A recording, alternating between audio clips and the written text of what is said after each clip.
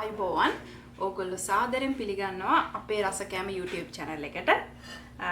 අදත් මම හිතුවා පොඩ්ඩක් සරල රෙසිපි එකක් අරගෙන ඔයගොල්ලෝ හමුවට එන්න. මේ දවස්වල තියෙනවා පැතිර යන වෛරස් උණක්. ගොඩක් අමාරු වෙනවා හැදුනහම කැස්ස හෙම්බිරිසාව උගුරේ අමාරුව වගේ මතු ලක්ෂණ තමයි තියෙන්නේ. රෝග ලක්ෂණ ඒ වගේම කොරෝනා වලටත් වඩා සමහර අයට මේක හැදුනම අමාරු වෙනවා. සති දෙකක් අනිවාර්යෙන් උණ තියනවා. උණ වැඩි වෙනවා අඩු වෙනවා ඒ වගේ තියෙන්නේ. සෙම හොඳ වෙන්නේ නැහැ ගොඩක් මාසයක් විතර යනකම්. ඉතින් ගොඩක් අපිටත් ඒ වෛරසය අපේ ගෙදරටත් කීප දෙනෙකුටත් හැදුනා. ඉතින් අපිට හරි අමාරු වුණා. කෑම අරුචිය වගේ කෑම හරියට කන්න බෑ. මේ ඔළුව බරයි ගොඩක් අපහසුතාවයකටපත් වුණා.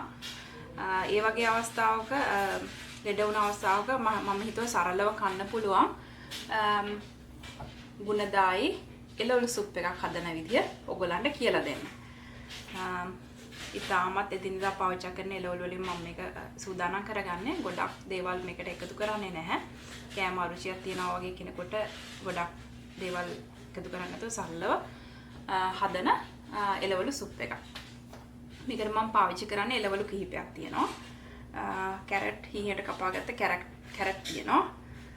ගෝවා තියෙනවා හීනයට කපාගත්ත. ඒ වගේම බෝංචි සාමාන්‍යයෙන් අඟල් දෙකක වගේ කැලි වලට කපාගත්ත බෝංචි තියෙනවා. ඒ වගේම ලීක්ස් තියෙනවා. පරිප්පු ගම්මිරිස් ලුණු වතුර කෝප්ප 4ක් අරගෙන තියෙනවා. සාමාන්‍යයෙන් එළවලු කෝප්ප භාගෙ වගේ මම එකතු කරගෙන තියෙනවා. මේක සාමාන්‍යයෙන් ගොඩක් ආහාරයට ගන්න කෙනෙක් නම් එකක් හදන්න පුළුවන් නැත්නම් දෙන්නෙකුට උනත් හදා ගන්න පුළුවන් ප්‍රමාණයෙන් තමයි මම අවශ්‍ය දේවල් සූදානම් කරගෙන තියෙන්නේ. එතකොට අපි හදන්න පටන් ගමු. මම මුලින්ම මගේ ලිප ඔන් කරනවා. ඔන් කරලා මම මේකට මුලින්ම මගේ කැරට් ටික හීනයට කපාගත්ත කැරට් ටිකයි ලීක්ස් ටිකයි ගෝවා ටිකයි ඒ වගේම පරිප්පු ටිකයි පරිප්පු හොඳට හොදලා වතුර බේරගත්ත පරිප්පු මේ තියෙන්නේ බෝංචි ටිකයි මේකට එකතු කරනවා. ඊට පස්සේ ලුණු ගම්මිරිස් උත් එකතු කරන. ඊට කලින් මම වතුර පොඩ්ඩක් මේකට එකතු කරනවා. වතුර කෝප්ප 4ක් අරගෙන තියෙනවා. මම වතුර කෝප්ප 4 මේකට එකතු කරනවා. ඔයාලට අවශ්‍ය නම් තව වතුර එකතු කරගන්න පුළුවන්. ඊට අමතරව මම ලුණු තේ හැඳි කාලකුයි ලුණු අවශ්‍ය නම් පස්සේ අපිට එකතු කරගන්න පුළුවන්. ගම්මිරිස් පොඩ්ඩක් එකතු කරගන්නවා. මම ගම්මිරිස් වැඩි දාන්න යන්නේ නැහැ. මම මේක පොඩි ළමයිට බොන්න පුළුවන් විදිහට හදන්නේ. ඒක නිසා ගම්මිරිස් ඕගලන්ට අවශ්‍ය නම් ගම්මිරිස් රසට කැමති නම් තව ගම්මිරිස් එකතු කරගන්න. කිසි ප්‍රශ්නයක් නැහැ. දැන් මේක හොඳට එළවලු තැම්බෙද්දී මම කරන්නේ එළවලු තැම්බෙනකම් මම මේක උයා ගන්න ඕන. මධ්‍යම ගින්දරේ තමයි තියෙන්නේ. දැන් මගේ එළවලු එක විනාඩි 10ක් විතර තැම්බුණා. මධ්‍යම ප්‍රමාණයේ ගින්දරේ. දැන් මම කරන්නේ මේ ලිප ඕෆ් කරලා මේකේ මම ඔක්කොම දාන්නේ මේකේ භාගයක් මම මගේ බ්ලෙන්ඩර් කප් එකට අයින් කරගන්න. හැබැයි මතක තියාගන්න මේකේ රස්නේ පොඩ්ඩක් අයින් කරලා බ්ලෙන්ඩර් කප් එකට දාගන්න. ගොල්ල රස්නේ දේවල් බොහෝ වෙලාවට රස්නේ දේවල් දාන්න බෑ බ්ලෙන්ඩර් කප් එකේ බ්ලෙන්ඩ් කරන්න. ඒ හින්දා මතක තියාගෙන පොඩ්ඩක් නිමුණාම මේකේ මද රස්නේ අත දාන්න පුළුවන් රස්නේ තිබ්බාම බ්ලෙන්ඩ් කරගන්න.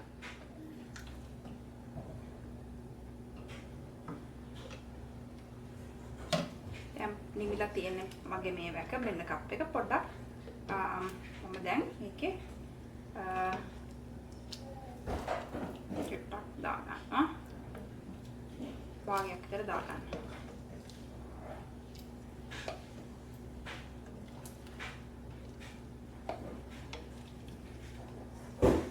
හරි. වැඩි බ්ලෙන්ඩ් කරගන්න අවශ්‍ය නැහැ. පොඩ්ඩක් තප්පර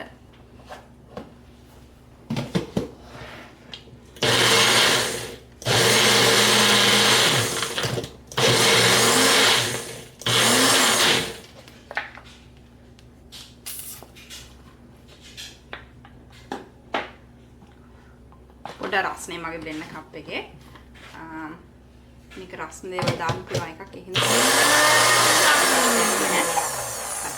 මේ ටික ඇති දැන් මම ආපහු මේ ටික මගේ මේවා කරන සුප් හදන භාජනයට දාලා දැන් මම හිතුවා වතුර කෝප්ප 4ක් මේකට එකතු කරලා තියෙන්නේ. තව වතුර කෝප්පයක් මේකට මම එකතු කරනවා. කරලා මම ආපහු සැරයක් මේක සාමාන්‍ය බුබුලු වෙනකන් උයා ගන්නවා. මේ අතර මම බලනවා කොහොමද ලුණු රස කියලා. හරි. ඒක හරි දැන්. ආපහු ලිපෝන් කරලා මම පොඩ්ඩක් ලුණු රස බලනවා.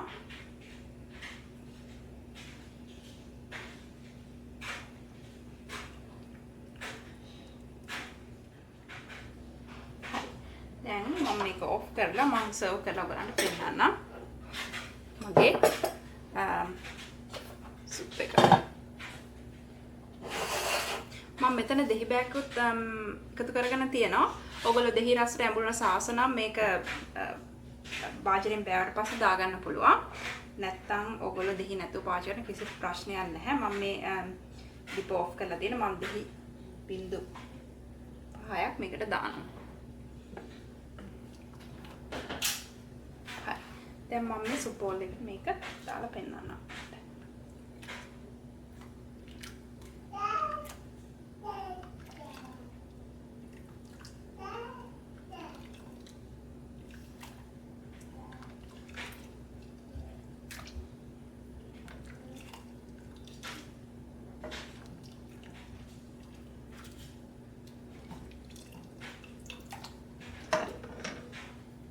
මේක තමයි මගේ කැන්දෙක් සුප් එක.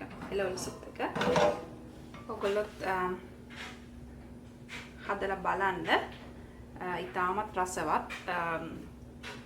ඔයගොල්ලන්ගේ තියෙන ගොඩක් සයිනස් ප්‍රොබ්ලම් එහෙම තියෙනවා නම් නහය හිර වෙලාගෙන ඒ ගතිය හොඳ වෙනවා. මේ වගේ එකක් මේ වගේ දෙයක් බීපුවාම හදලා බලලා මටත් රස කියන්න. ඒ වගේම මම දාන රෙසිපීස් වලට කැමති නම් ඔයගොල්ලෝ අනිවාර්යෙන්ම මගේ channel එකට subscribe කරන්න. ඔයගොල්ලෝ comment කරන්න ඔයගොල්ලෝ මොනවද හිතන්නේ මගේ රෙසිපීස් ගැන කියලා. ඔයගොල්ලෝ හැමෝටම බොහොම ස්තුතියි. ආයෙත් දවසක මේ වගේ වීඩියෝ එකක් අරගෙන මම ඔයගොල්ලෝ හමු වෙන්න එන්නම්. බුදු සරණයි.